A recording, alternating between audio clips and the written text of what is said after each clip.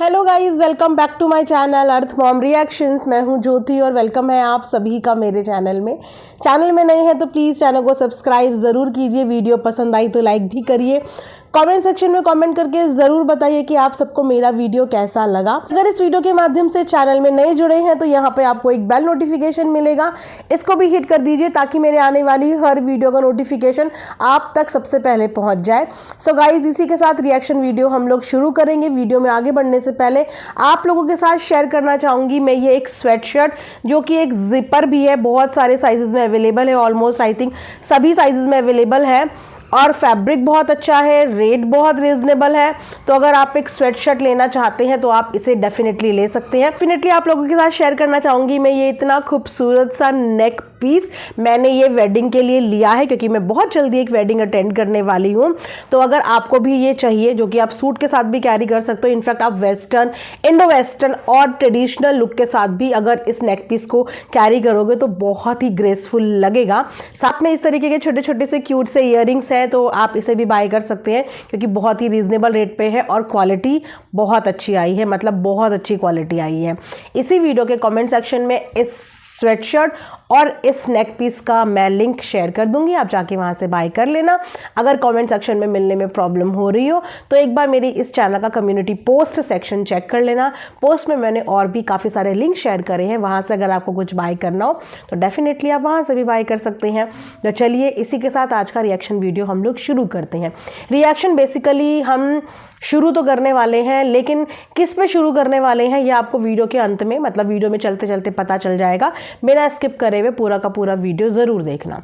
हाँ जी, तो आज बात मैं आप सबसे ही कर लेती हूँ, आप सब कुछ लोगों से जो पिछले 1 साल या 1.5 साल से मेरे साथ जुड़े हुए हैं।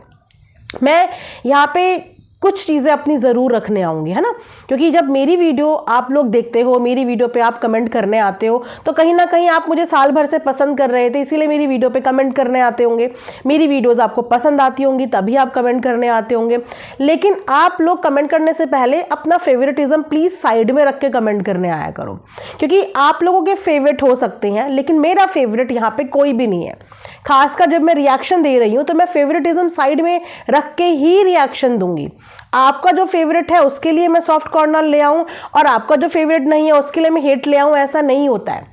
आज कुछ लोग, कुछ चुनिंदा लोग इस बात का नारा लगा रहे हैं कि इस टॉपिक को खत्म कर दो, इस बात को बंद कर दो, इस टॉपिक को खत्म कर दो। मैं पूछना चाहूंगी कि तब आप लोग कहाँ थे जब इन्हीं रिएक्शन वीडियोस में दूसरी फैमिली के टॉपिक को लेके बात हो रही थी?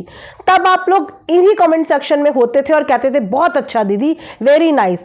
तब आप लोगों ने नहीं सोचा कि खत्म तो यहां भी करना चाहिए, खत्म तो इस चीज के लिए भी करना चाहिए। वो मेरी अपनी खुद की मर्जी थी कि मैं उस टॉपिक को भी बहुत पहले, आई थिंक महीने भर पहले खत्म कर चुकी थी, वो मेरी अच्छाई थी। लेकिन आप लोग तब बहुत एंजॉय करते थे वीडियोस, नहीं?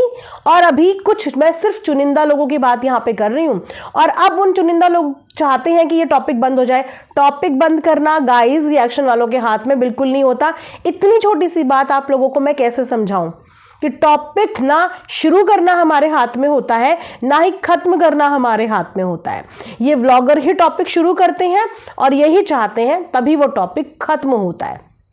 और वो खत्म होता है जब ये लोग अपना नॉर्मल वीडियो व्लॉग्स पे काम करने लग जाते हैं। लेकिन ये जब नॉर्मल वीडियो व्लॉग से हट के कोई चीज़ करते हैं तो फिर उस चीज़ पे बात भी होती है और वो चीज़ खत्म नहीं हो सकती। ठीक है, अब कुछ कमेंट्स मुझे ऐसे भी आ रहे थे जहाँ पे मेरे से बहुत होप, उम्मीद के साथ लोग आ रहे हैं कि दीदी अगर आप इस चीज़ के लिए बोल रहे हो, यहाँ पे गलती के लिए बोल रहे हो, तो वो भी अपनी वीडियो में ऐसा गलत कर रहा है, आप उसके लिए क्यों नहीं बोलते? हम मान जाएंगे अगर आप उससे बोलोगे, हम मान जाएंगे अगर आप उससे लड़ोगे, हम मान जाएंगे कि अगर आपने उसका मुंह बंद करा दिया, हम मान जाएंगे कि अगर आपने उसने टोक दिया।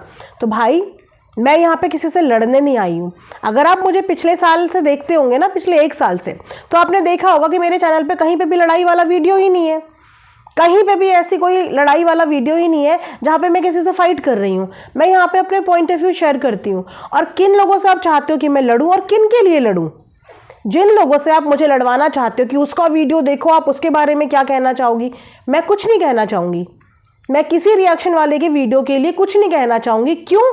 क्योंकि मैं रिएक्शंस पे नहीं देती हूँ। ये बात आप लोगों के लिए नई नहीं है, ये बात मैं तब से बोल रही हूँ जब से मैंने ये चैनल शुरू किया है कि मैं रिएक्शन वालों पे रिएक्शंस नहीं देती हूँ। और शुरू से ही मेरा ये पैटर्न है, मैंने कभी भी रिएक्ट किसी के पॉइंट ऑफ व्यू पे नहीं किया, क्योंकि मैं भी यहाँ पे रिएक्शन दे रही हूँ, बाकी के लोग भी रिएक्शन दे रहे हैं, तो मैं उनके रिएक्शन पे अपने पॉइंट ऑफ व्यू नहीं डाल सकती। मैं अपनी वीडियो के माध्यम से शेयर करती हूँ ना अपने पॉइंट ऑफ व्यू, तो मैं उनके पॉइंट्स काट के यहाँ पे अपने व्यू पॉइंट्स क्यों शेयर करूँ? जब मेरी आवाज़ सक्षम है, मैं अपना पॉइंट्स रख सकती हूँ, तो मैं किसी से लड़ने क्यों जाऊँ, किसी को रोकने क्यों जाऊँ? और एक बात बताइए, ये उम्मीदें हमसे क्यों है कि हम लड़ने जाएं किसी के लिए? आप लोगों ने सुना नहीं या फिर आप लोगों ने देखा नहीं? आप लोग देख के आइए, आप लोग सुन के आइए।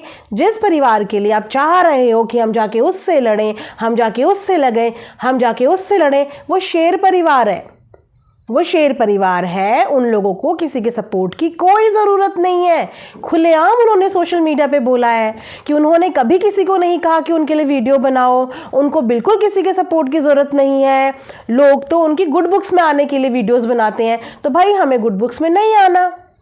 जिस तरीके से जब एक व्लॉगर की, एक पर्टिकुलर व्लॉगर की कंट्रोवर्सी चल रही होती है, तो बाकी के व्लॉगर उसमें इन्वॉल्व नहीं होते, है ना।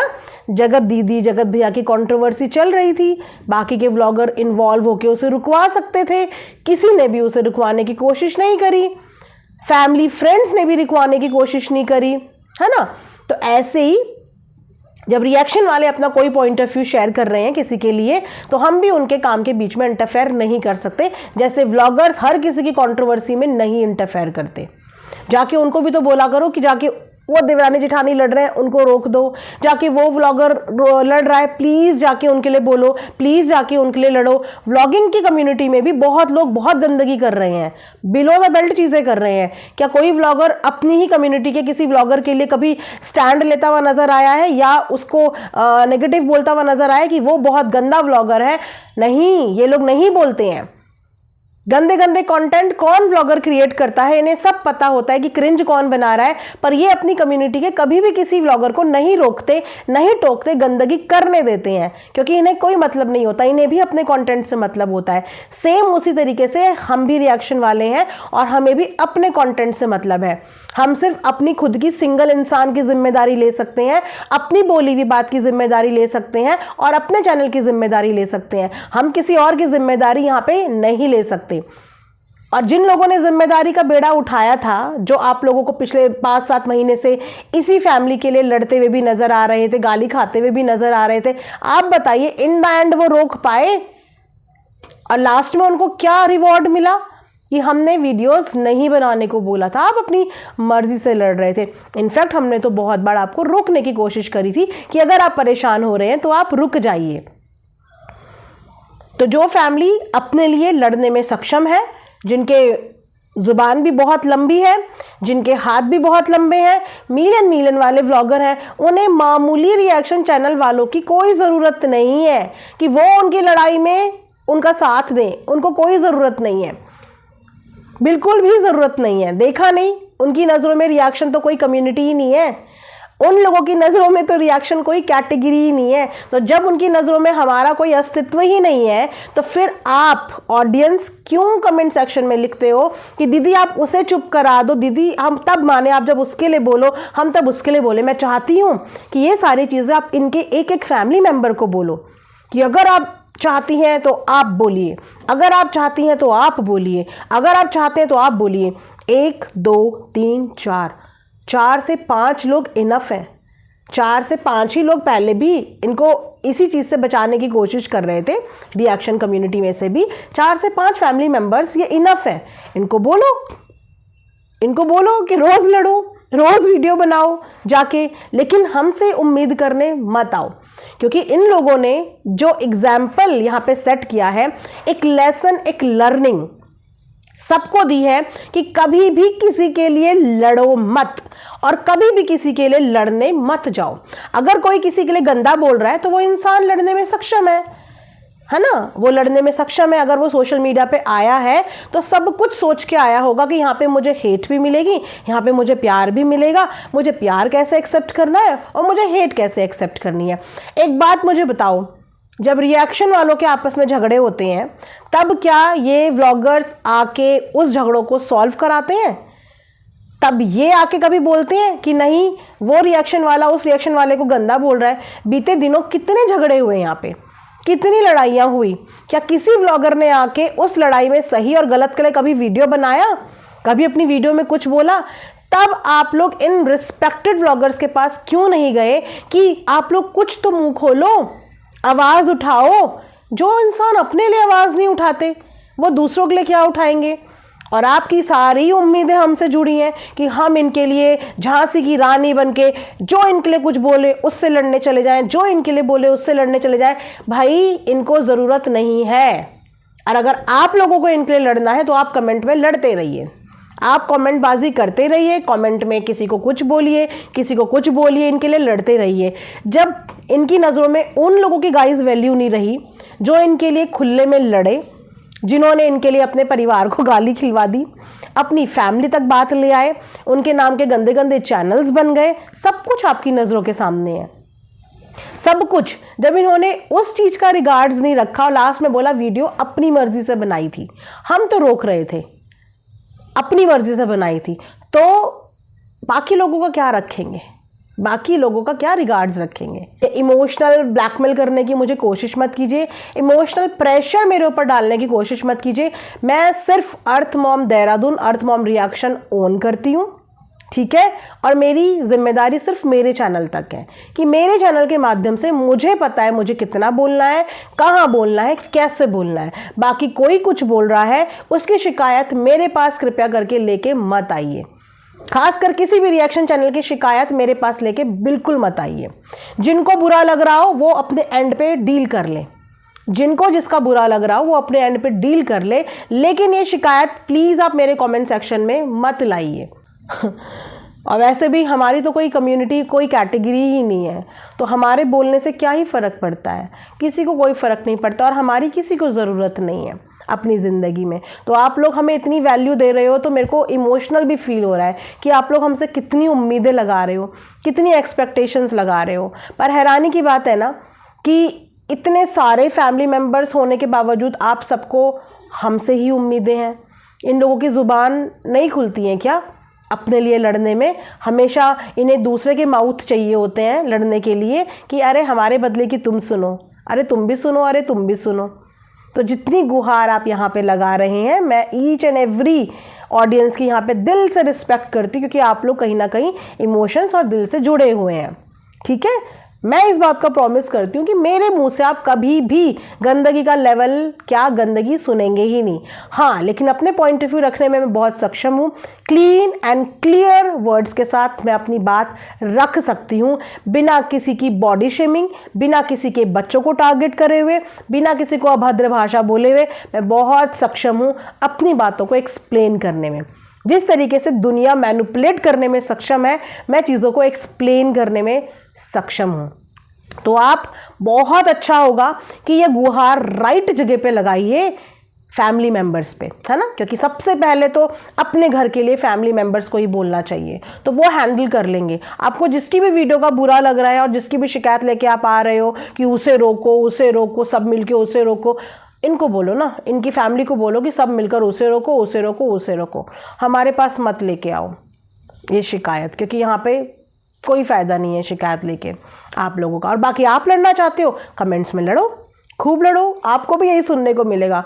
हमने थोड़ी कहा था हमारे लिए लड़ाई करो, हमने थोड़ी कहा था हमारे लिए गाली गलौज करो। कल आप में से भी कोई अगर किसी भी चीज़ में फंस गया या आपके कमेंट पे कोई आपको ही गाली देने लगा या आपको ही गलत बोलने लगा, तो भी यही जवाब आएगा कि हमने नहीं कहा था कि हमारे लिए लड़ने जाओ दुनिया से, हमने थोड़ी कहा था। आप हमारी ऑडियंस हो, हमारे व्लॉग देखो, हमने तो आप लोगों को कहा था कि किसी के वीडियोज़ मत देखो। आप अपनी मर्जी से लड़े हो तो आप अपने आप भुगतो, हम हेल्प करने नहीं आएंगे। आज तक का रिकॉर्ड है कि ये व्लॉगर्स कभी किसी रिएक्शन वाले के सुख दुख में मदद करने नहीं आए हैं, कभी नहीं आए।